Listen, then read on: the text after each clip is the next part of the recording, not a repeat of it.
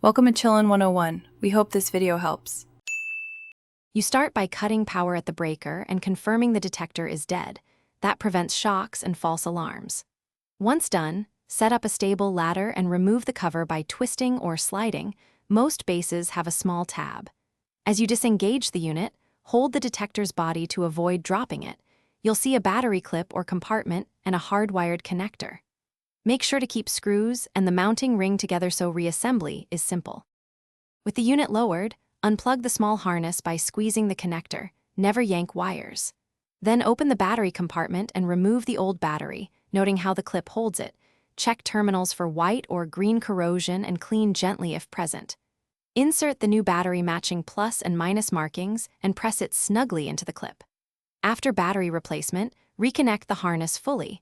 You should feel a small click when contacts seat correctly, which ensures power restoration. Now turn the breaker back on and press the detector's test button for several seconds. You want a clear, loud tone. This proves both battery and wiring work. Once confirmed, align the unit with the mounting base and twist or screw it back into place until it's secure but not over-tightened. If the alarm does not sound, make sure the breaker truly controls that circuit, reseat the harness, and double-check battery polarity. If issues persist, shut power and Thanks for watching. Consider subscribing if we helped you.